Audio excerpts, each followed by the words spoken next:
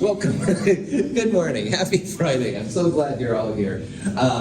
Let's do this. So today at 1 o'clock, 1:10 p.m., if you have lab today, you'll come to lab, you'll turn in Lashatley's principal lab, the rough draft of the class presentation paper is due, and just as a quick review, at least 2 typed pages. Make sure you have the cover sheet that's in the syllabus or online, and 1 peer-reviewed abstract with citation.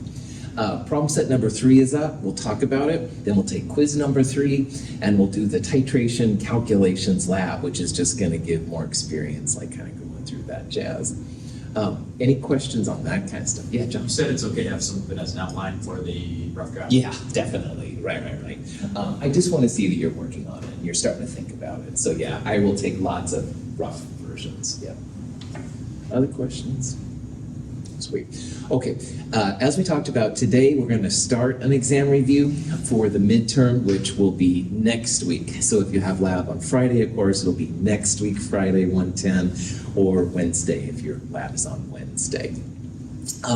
This problem set is basically over problem sets 1, 2, and 3, which officially is chapters 13 and what I call 14 part 1 and 14 part 2. So it'll be over things like equilibrium, reaction quotients, products of reactants, Kp versus Kc. It'll also be over acids and bases separately, which was chapter 14 part 1. So pH, POH, Ka, Kb, weak acids, strong acids, that kind of jazz. And then this most recent section will be acids and bases together.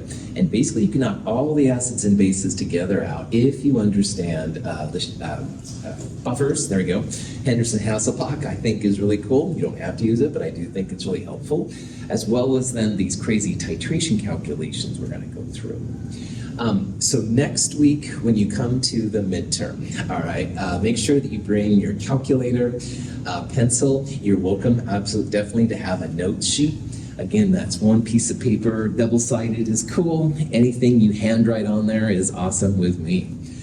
You'll bring the lab we're going to do today, or you did on Wednesday, if you had Wednesday's lab, the titration calculations lab, and then the exam prep worksheet 1 is going to be due too. Some of you may not have seen an exam prep before. It's right after problem set 3 in the companion. It's a 1 piece of paper, double-sided, and more or less the questions are like this. There'll be a question, and then there's the answer. And your goal is to show me in detailed steps. I want to see that you know what's going on here, but show me how to go from the question to the answer. And so hopefully it's helpful. I'm also hoping that this isn't too crazy for you. But on the other hand, you see question number 4 and you're like, what the? All right, Russell, what is this? Don't be afraid to reach out to me, all right? Or talk to the tutors and stuff like that, because I want everybody to be on that level playing field before we start. The midterm itself will have 20 multiple choice questions and 4 short answer questions. There is a sample midterm online, so if you're new to my world, I encourage you to check it out. Even if you aren't new to my world, you can still check out the sample exam because it will give you a sense as to what it was like. The answers are given at the end, so you can kind of check yourself, see how you're doing, stuff like that. It'll go about 2 hours in length. And then the next time I see you in lab, I'll return the exam to you with a summary sheet. The summary sheet just says like how you're doing in the class as of this time. And I want you to double check it because if you are missing a lab, make sure you get those in. That's really cool. On the other hand, make sure that I enter the right grades, all right? Once in a blue moon, I get distracted watching. Well, right now it's Better Call Saul, but that's another story. But anyway, I'll be watching the show and I get distracted, and it's not that I intend to, but just double check, make sure that we're all good to go. Any questions on that kind of stuff? Yeah. So, since we're having an exam next Friday, are we going to have lab afterwards, or are we just going to do the exam? Cool. So you're going to find out today at 1 o'clock that usually we would have a lab afterwards, but because of something in my schedule for next week, we're not going to have lab. It's a take-home lab. In the companion, there's a lab in the online section. It's called the special lab, and it's actually hopefully a pretty fun lab to do. So you'll do that instead, and you'll turn that in as a paper copy the following week. So normally we do definitely have a lab, but this time we won't, just because I've got something in my schedule going We'll talk more about that in lab today, but yeah, once you take the exam next week, then. Is it the acids and bases trait? So it's the special lab, and it's in the online section. I can show you after class, or we'll talk about it today and stuff, but hopefully it's a fun lab. It's a crossword puzzle and a word search, and you have to make a poem. Anyway, it's not your fault that we're not gonna have lab, it's my fault, something's going on in my room, so, yeah. Good question. Other questions? Okay, so what we're gonna do then in this review is we're just gonna go through these questions. I will put up a question, I'll give you a chance to work on it, and if you'd like to, I do encourage you, give you a few minutes to work on it. If you have an iClicker, of course, you can participate, but you don't even have to have the iClicker. Hopefully it gives you some exercise in how these problems work, and then we'll talk about how the problems can be solved and stuff after. So, first example. Here's an example with some nitrogen tetroxide, and we're placing it in a flask, and after a while, it's in equilibrium with nitrogen dioxide. And the question is, find the equilibrium constant Kc for this reaction. So I would recommend setting up an ice table, doing all that kind of jazz, see if you can figure out how this all works. And again, after a few minutes, then we'll talk about how to solve the problem, stuff like that.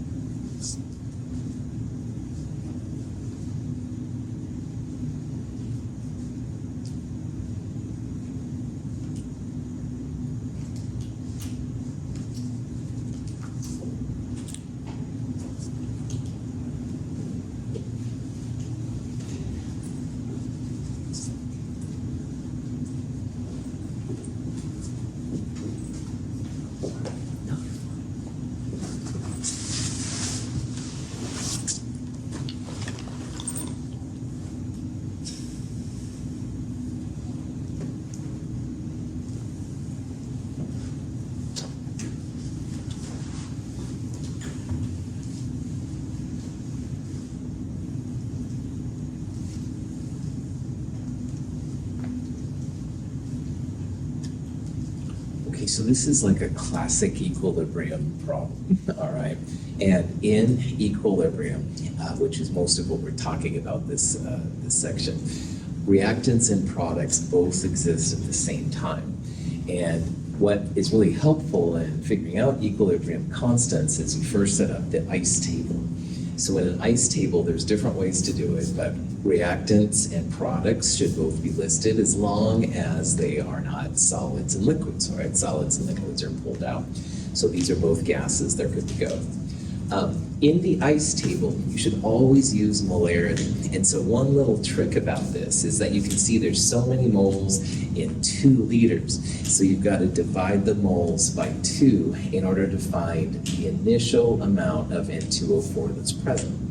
So this would be 0.0050 molar N2O4 that you're starting with. And then initially, you want to try and have, at least this is what I do, I try and have X's to show how the amounts will change. Now, the equilibrium parts will go in the K expression, which we'll talk about in a little bit, but the important part right now is that you can never have negative numbers down here on the E section, all right? They always have to be positives. So in this problem, you're starting with N2O4 and supposedly don't have any NO2. So the NO2 must increase to give it a positive value, and that means the N2O4 is going to decrease. So the NO2 is going to come from the N2O4. And like we talked about, reactants and products, you can kind of draw a line between them. One side will be negative, i.e. it's diminishing, and the other side will be positive. So if you had 2 products, they'd both be increasing, stuff like that. And also, the 1 to 2 stoichiometry shows up in the change line. So minus 1x and plus 2x is like where the 1 and the 2 comes from. Questions on any of that so far? Okay, so in this problem, it says that at equilibrium, you've got 0.0038 moles per liter N2O4. And so what I did here is I set up like a type of a problem where this initial number, which is 0.0050 moles per liter, is going to go down by x to reach this part right here. Well, as this goes down by x, this one's going to increase by 2 times x because of the 2 right there. So if you could find the x, all right, which is literally this minus this number, whatever it is, that's going to be the key, because it'll allow you then to multiply that by 2 to get the equilibrium constant of the NO2. And once you have that, you plug that right in there, you square it, because products over reactants, 2 means you're going to square the NO2. You'll divide it by 0.0038 down there. So whatever x is times 2, square it, divided by 0.0038 is what you need. So here's the table I wrote just a little bit ago, and you can see how this goes down by x, this increases by 2x. And remember, it's moles per liter, not just moles. But anyway, this minus this is how you find x, all right? Just 0.0012. So what this x is, that's the amount of N2O4 that has been lost. And the NO2 at equilibrium will be 2 times that amount. One of these breaks into 2 of these. So you'll have 0.0024 NO2 squared, 0.0024 squared, divided by 0.0038, 1.5 times 10 to the minus 3. So notice that the stoichiometry of 2 affects this problem in 2 ways. It does affect the change amount, all right? The NO2 is increasing twice as fast as the N2O4 is decreasing. It also, though, is part of this squared term right here, all right? So stoichiometry affects 2 different places when you have something. Questions on that? Okay. Could you ever have, in my world anyway, a negative equilibrium constant? No, right on. Negatives and zeros flat out, all right? So if you see a negative, that's one you don't even have to worry about, all right? It's always going to be a number larger than 0. They might be really small, like this k is right here, but they will be larger than 0. The other thing, if you have a number less than 1, like we have here, Does that mean this is reactant favored or product favored? Yeah. Reactant, nice job. Reactant favored means at equilibrium, you're gonna have more of the products than you're gonna have reactants, all right? And so the product, thanks for playing, the reactant, this one, is bigger than the products, 2 times that one. That's kind of a cool thing to keep in the back of your mind too. Questions? Okay. These kind of problems at first look kind of weird, but they're actually, well, okay, fun maybe isn't a good word, but they're not hard to do, all right? And that's why I want to throw this thing up here. This is a problem. We have nickel carbonate, nickel 2 carbonate, decomposing into nickel ions and carbonate ions. That's the top one. Then we also have a second reaction, which technically is a Ka. It's an acid equilibrium constant because our acid is reacting with water. It makes the conjugate base carbonate and then hydronium. By the way, carbonate is a base.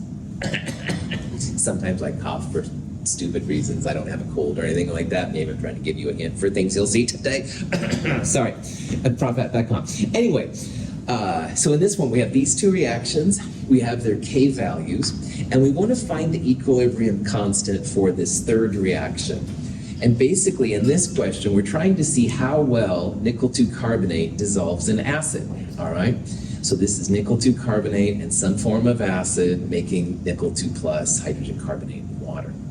You can use these 2 equilibriums to make this equation right here. And if you do that with these equations, you can use these K's to find the overall K.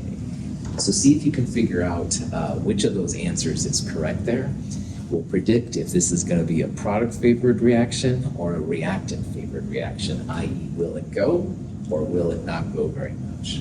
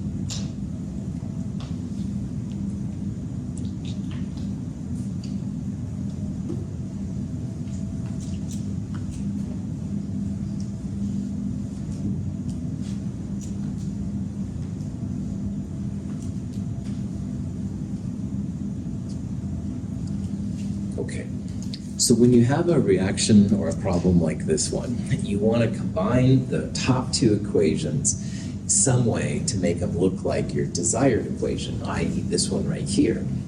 And for example, you can see that nickel 2 carbonate is a reactant, and we want nickel 2 carbonate as a reactant. That's good. But on the other hand, you can see that hydrogen carbonate is a product, and right now it's a reactant. Now, if you added these two reactions together as is, all right, your nickel 2 carbonate would come down, but hydrogen carbonate then would be a reactant. It wouldn't be a product, which is what we want. So we don't want to just add them together. What can we do to this reaction to make it look a little bit more like this one right here? Do to the top one and make it look like the bottom one? Yeah, or like this one, like we want nickel 2 carbonate as a reactant. So we're not going to touch this one, all right? But how can we make this one look more like this equation? 1 over K. 1 over K, or flip it. That's right. I like that answer. That's totally cool. Yeah, you want to flip reactants and products. So you want to make your reactants products and products reactants. And why do you want to do that? Because hydrogen carbonate, this guy, is not a reactant as it is in this equation. We want it as a product, all right? And so Clifford had the punchline to this problem, but let me go back a little bit. So this equation right here, hydrogen carbonate, we want to have on the product side. So I always talk as much as possible about flipping equations, which is totally cool. So that makes carbonate and hydronium reactants, and that makes hydrogen carbonate and water products, all right? So we're not going to use this equation as is, but we are going to use this one. Now what Clifford said is that he said 1 over, which is exactly right. When you flip a reaction around, what was product favored becomes reactant favored, and vice versa. So instead of using K2, we're going to have 1 over K2 here, because we flipped reactants and products. If you had a number that was larger than 1, all of a sudden now you're going to have a number which is less than 1. You're going to flip it around. Any questions on that? Okay. Now, this is the part that I personally kind of find kind of fun, but again, I need to get out more. Anyway, carbonate is both a reactant here and a product here. So when you add them together, you're going to have a carbonate on both sides. And like in math, if you have an X on both sides, you can subtract it and get rid of it. We're going to get rid of carbonate. Carbonate is out of here. But if you look at what's left, nickel carbonate, check. Hydronium, check. Nickel 2 plus, check. Hydrogen carbonate, cool. Water, oh yeah. So by reversing the second reaction and combining them, then you get this magical desired equation. That's kind of the punchline of how to solve for these crazy things. Any questions on that process? Cool. Now, mathematically, we haven't touched the first equation, so we're still going to use that K1 number. But then, like Clifford said, when you flip a reaction, you take the inverse of it, all right, 1 over, all right? So in your calculators, what you want to do is you want to take this number and divide it by this number right here. And this is something for your calculator to do. So when you do this, whoo, you get 140, all right? And you can see down here is the punchline. Here's K1. I didn't do anything to that, but we do want to go 1 over the second one. And that way then we'll get this desired equation kind of thing. This can be really helpful because like normally carbonates are usually pretty soluble in acid, but maybe you don't know, all right? So this is a math way to verify that. This is a product favored K. So what that says is nickel 2 carbonate and acid will combine to make these over here. So this is a reaction that should be good to go. You would see something happen. Any questions?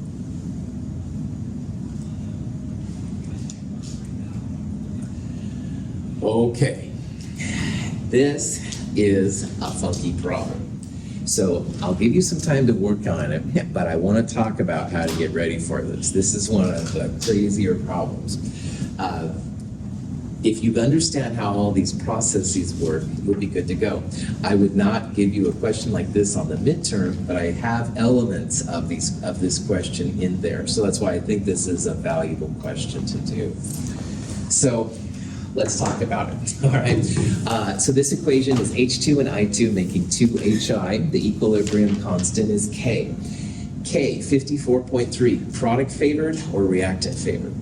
Product favored, all right? So at the end of the day, you will have more HI than you'll have H2 and I2. So think about that in the back of your mind. Now, in this problem, you've got H2, you got I2, and you have HI at initial concentrations.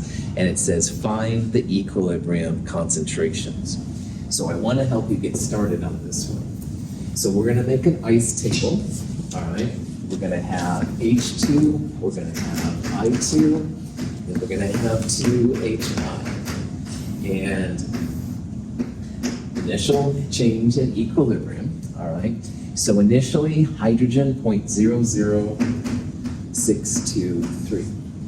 And initially, I2, 0.00414. And initially, HI, 0.0424. Now, the next thing we would do on an ice table is we'd figure out which ones were negatives and which ones were positives. We could go negative x plus 2x, but how do we know, since they're all three there, if it's that way? Maybe the products are bigger and they're going to go down, and these two are going to increase. So the first question of this problem is I want you to calculate Q, and I want you to find the direction that the reaction is going to go. And you need that because you don't know if the reactants will decrease and the products are increasing, all right? It could also be that you have too many products and they're going to go down and the reactants will go up. So the first thing I want you to do is just try and figure out if you think Q is going to be greater than K or less than K. If Q is greater than K, then you have more products. The products will be decreasing.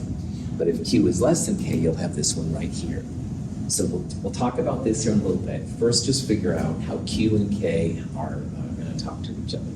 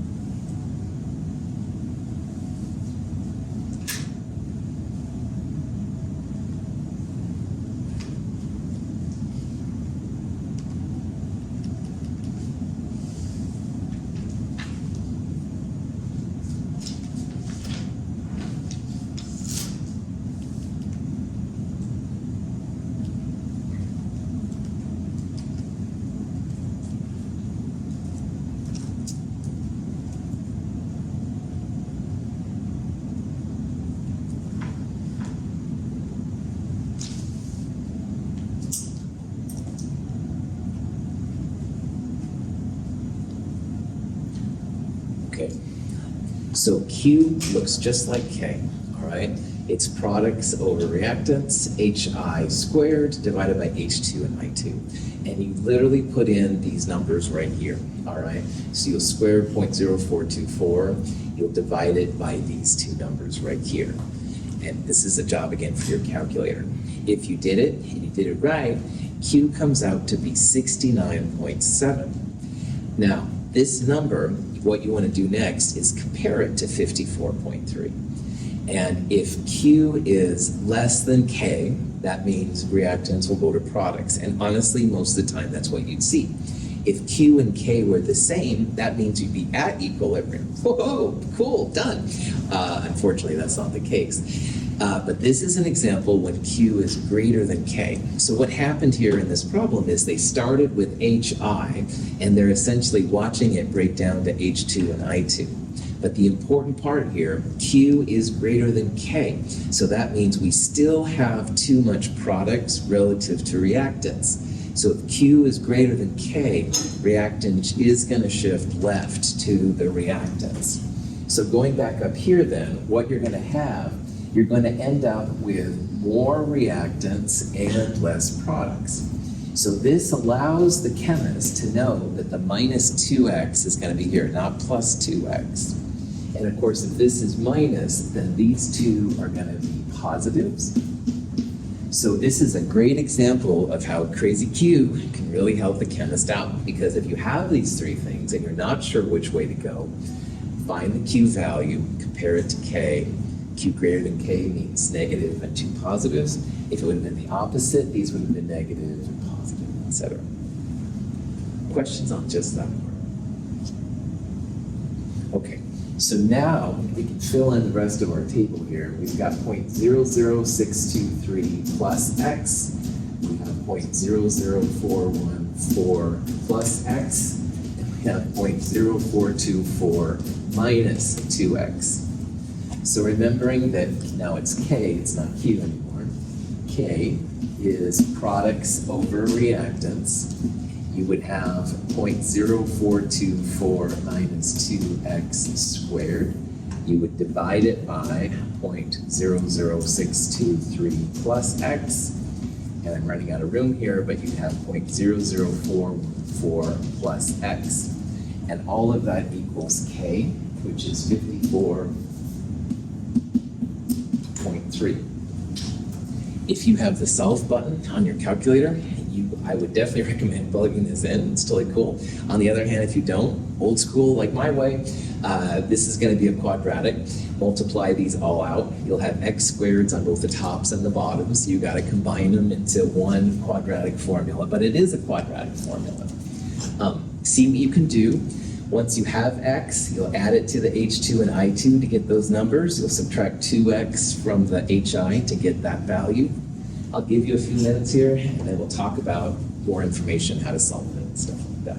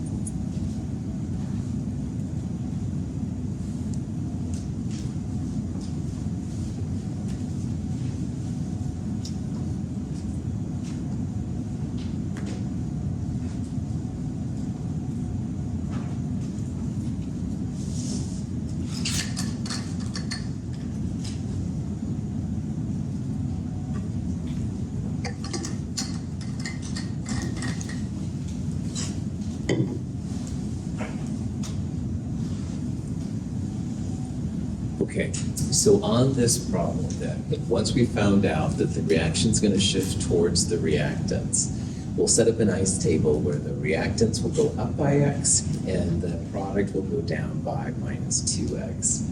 And then you've got these funky things to do. The self function on your calculator works really great. So this is a little ugly, but anyway, here's the ice table, all right, and it shows the minus 2x and stuff like that. You want to square the hi because it's hi squared, divide it by these two, and of course you let it equal to the equilibrium constant. So when I manipulated the math around, there's the quadratic I had. I solved for the quadratic formula, and you should get two roots. One of them is negative, and thankfully in chemistry we don't deal with negative mass ever, so the negative is out of there. We take the positive root. And just as a quick reminder, if you did a quadratic and you got two positive roots, the smaller one is almost always the one you want. But anyway, in this one, this was the x value. And so we're going to take this number and add it to these, and we'll subtract 2 times x from that to find the equilibrium concentrations. So at the end of the day, I covered up all the answers, so sorry, I'm no fun as an instructor on this problem. But anyway, the answer was D, all right? You end up with adding x to the H2 and I2, you subtract it from the HI, good to go. So why I like to show this problem, all right, so first of all, it shows how important Q could be, because you're given 3 concentrations. You don't know if the reactants are going down and the products up, or products down and reactants up. And in this case, we calculated Q. Q was greater than our equilibrium constant K. So that means that the reactants will be going up. They'll be the positive X's. And minus 2X will be HI. Now, most of the time, something is 0. All right? So then you know that side is going to increase. Because, boy, you can never have negative anything in chemistry. But in this one, we really didn't know. So that's where Q is really helpful. And then once you have that, you just do math, all right, woohoo. And when you do it all, you can get to the equilibrium concentrations. Any questions on that process?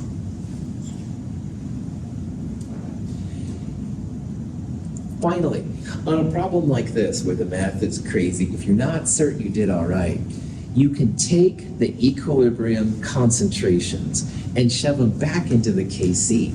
And you should get the equilibrium constant, or very, very close to it, all right? So this is one kind of like final little helpful hint sometimes. Another thing you can do is this on the multiple choice part. You could put all those combinations in and hopefully see one of them that was 54.3. So just FYI on that. That's a nice way to check yourself and see what's going on. So, all right. So here's a problem, and we have a problem, and it's a dichloromethane, that compound. It's breaking down to methane and carbon tetrachloride. But notice the enthalpy right there, delta H. So the question is, if we all of a sudden decrease the temperature, what's going to happen to K? You think it'll increase, decrease, or stay the same? Let's see if we can figure that out. We'll talk about it in a little bit.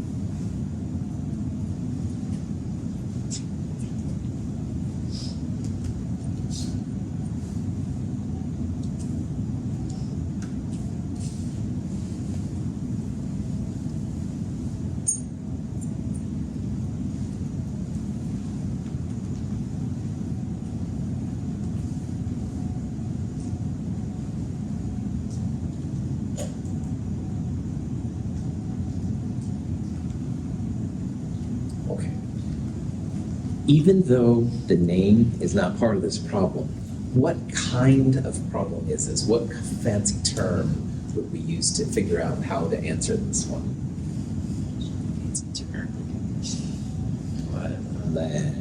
Chatelier, there we go. Yeah, that's right. Le Chatelier's is the way to knock this problem out of the park, all right?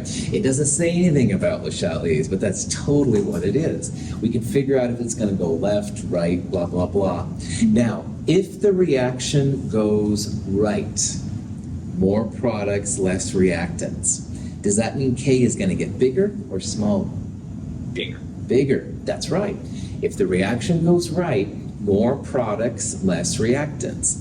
So bigger numerator, smaller denominator, K would go bigger. On the other hand, if the reaction goes left, more reactants, less products, top part goes down, bottom part goes up, that would make K smaller, all right? So if we can just figure out here what this all means, we'll be able to figure out if K is gonna get bigger or smaller. Anytime you change the temperature, you change the value of K. So answer C is nonsensical here. If you change the temperature, you will change K somehow, all right? So here we've got delta H enthalpy, negative 18.8 kilojoules. Is that exothermic or endothermic? It'd be endothermic, so it'd be a problem. XO. Or Yeah. exa. Yeah. It's totally cool. It's all right. Whoever said that, random student in the back of the room, I'm so glad you're here. Yeah, negative numbers, exothermic, positive numbers, endothermic, all right? So in this problem, you can literally think of heat as a product. The reactants are giving off heat as this stuff is made, all right? If it would have been a positive number, then we would have had endothermic, and we would have written heat over on this side, all right? So in this problem, if you think about heat as a literal reactant or product, it'll make sense of this. So all of a sudden, we're decreasing the temperature. We're taking away the heat. Now, if we took away CCl4, the reaction would shift to the right to make more CCl4. Well, here, we're taking away the heat. And the reaction will also shift and stuff that way to make more product, all right? So this one is definitely gonna go up. You're gonna end up with more products. You lower the temperature, the reaction will shift to the right-hand side. So if you think about heat as a reactant, if it's endothermic, or product in this case, if it's exothermic, then you're good to go. So sometimes reactions will say it's exo or endothermic. Sometimes you'll have just a value of delta H like we have here. But either way, you can figure out then how the reaction's gonna shift and stuff. Most things, if you heat them up, they kind of go more towards completion, but not exothermic things. Exothermic things are a little different, and we'll start seeing that more and more as we go through here. Any questions on that? Yeah. So if the heat, it goes down, it's gonna shift to the right. That means more methyl, or methane, and carbon, whatever. Nice right? job. Exactly. Okay, that's all. You bet. Yeah, no, that's perfect, man. Yeah, more methane, more carbon tetrachloride, less methyl dichloromethane. These will go up, this will go down. So products over reactants, products go up, reactants go down. Your K is gonna get bigger. Yeah, it's like what the Nazis did, right? With the gas, right? Right? Well, I don't know how close I want to go there, but you're seeing it in your own Yeah. way, and that's what's really important. Okay, so yeah, I do.